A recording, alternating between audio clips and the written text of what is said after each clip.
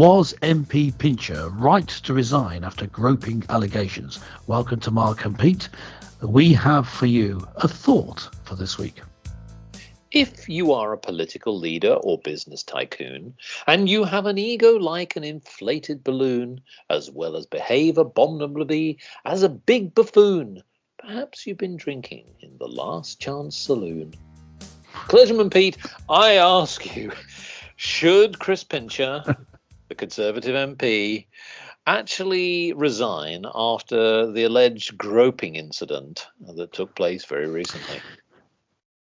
Well, businessman Mark, it's interesting, isn't it, when we get these allegations against people, that there seems to be a rather puritanical response from many in the media. And my position as a clergyman, promoting people not getting too drunk, as it appears that he did on this occasion, and not groping people, certainly when it's against their will at the time, that I would be just as puritanical. But you see, I don't take that view. I've got a couple of other views. One is the recognition that we're all sinners, that we all do things wrong. So before being too judgmental of other people, recognize what the Bible teaches in the first place, that we're all sinful. And second, there needs to be place for forgiveness. And I think that those two things taken into account, maybe at least step back and say, not that he was wrong to offer his resignation, but was it wrong to accept it, is what I would say. I'm not clear in my mind what exactly he did. And from what I've seen, he doesn't seem to have done something that heinous. Well, has he? Because the thing here is that although we don't know the detail, here's one thing that we do know. Now, he actually admitted that to the media he got extremely drunk at the Carlton Club. That's the Conservative Party members' club in London. And what he then went on to say, that he told the Prime Minister, Boris Johnson, that he drank too much during that evening, embarrassed himself in front of others, and was truly sorry for the upset that was caused. This, according to him, has the stresses of the last few days, according to him, when the media interview took place, coming top of those over the last several months, have made him accept that he will benefit from professional medical support. Well, okay, but there's a few things just to sort of pick away at that, Mr. Pincher. First of all, you're a leader, deputy chief whip of a parliament, of a leader, effectively, in this particular capacity. So he's a role model. So he's a very important person in society. So that's one thing. The second thing, he's openly admitted he's had too much to drink. So there's another challenge. Now, there is something to note here, that there is a bit of history, isn't there? Because Mr. Pincher previously stood down from the Whip's office in 2017 when he was accused of making an unwanted pass at former Olympic rower and Conservative activist Alex Storey. Now, there's a story. But after the investigation by the party was cleared of any breach of its code of conduct. Now, I'm not saying that both incidents are related. What we're saying here is that if you are a leader, it doesn't, well, in fact, even if you're a representative of any organization, the conversation between the Prime Minister and Mr. Pincher surely must set the reality of all the things that have been going on and the scandals within the party. He had to resign, surely, because to me, that's where it is context, not just because of what he did and the incident that happened at the Carlton Club. It's also the fact that surely the Prime Minister himself has to, or even the individuals have to recognize they can't get away with misconduct. And this is a misconduct. Well, it is misconduct. I think that's certain. I would say, moving away from party politics, it's wrong to do that. Invade someone's personal space when it's unwanted sexual advances. It says grope, and that's the closest we've got to an explanation of what exactly he did. Groping, to me, anyway, I think the word is hinting at a sexual advance, being the same as with that rower you mentioned. And these two men that he's accused of groping, he appears to be admitting it by saying that he embarrassed himself. saying that. So yes, this is bad behaviour, but against that, I would say, look, he's meant to be, yes, deputy chief whip, so he has to get in with the people, has to know the MPs, and there's a heavy drinking culture, and being one of them, being part of that sort of culture, where he's in with them, he's able to talk and influence them. I can see that, occasionally he drinks too much. Now, it could be that there's too much of the drinking too much, and that's what he meant by the medical intervention. It's Possibly. not clear to me from what he said whether the medical intervention is for some sort of sex addiction or whether it's because of the drinking problem. But either way, I would say he's been put into the position by the culture of the Conservative Party. Yes, but here's a thought. So whether he's reinstated, whatever happens in the future, the thing here is about the credibility, isn't it? Now, I know that people need to be often put under the spotlight of give a second chance. And you do have to make second chances. You'd have to be given an opportunity to bring credibility back to your own personal reputation and the rest of the people that you represent. Because you said we're all sinners, we make mistakes. It definitely happens. This is something slightly different from an offhand comment. This is an act, and again, we don't know the details. But clearly, as you've already highlighted, and we've put in the focus on his own admission that he did wrong. How does he now build his credibility back? So let's look at the positives in terms of what he now needs to do going forward. Well, I think that offering his resignation, as I said, was the right thing. As to whether it should have been accepted or not, well, that's another matter. Now, in terms of him being rehabilitated, I think this is one that will work. As we can see, he resigned before and he got back. Yeah. He made it clear in his resignation note, which is what you were quoting from earlier, that he's very much supportive of the government, that it's been the honour of his life to serve with them. Oh, yeah.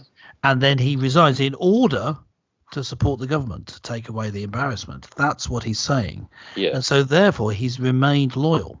And I think in doing that, he'll be back. I think it was a wise career move for him to step away now, give it a few years, and he'll be back. Yeah. Well, I mean, I suppose in the wider context of maybe in a different position. Oh, yeah. Yeah, indeed. But presumably not a position which involves groping other members. No, let's hope not.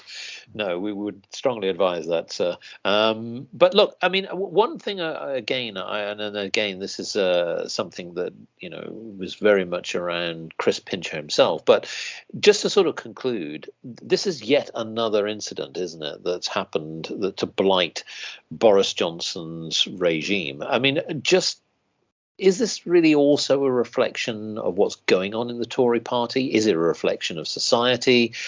This isn't just restricted to politicians, is it? We see this happen in society elsewhere. And I just wanted to get a sense of what your thoughts are on where people now need to sort of reevaluate. And that's how I'd really sort of value that. Well, this is you can give your sort of the business perspective from a clergyman's perspective. This is what I say. I see people not getting a little bit out of control, almost like stir crazy. It seems to be over the past few years we've had people forced to lock down. We've had fear pumped at them from the government propaganda machine.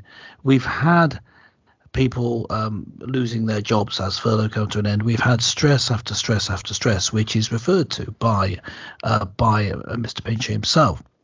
And I think at this point is where we need to do something very critical, which is look after yourself. You see, he didn't do that. The thing that he should have done to look after himself is have a drink, have one drink, and go home, and have a nice early night and go to sleep. Look after yourself, have plenty of exercise, drink more water during the day. Take these simple steps to keep yourself healthy and well. And it seems to me that he wasn't doing that. And certainly on the night in question, having drunk too much, he put himself in a difficult situation. Now, if he knows that he can't handle the drink, of course, he shouldn't have been in the bar.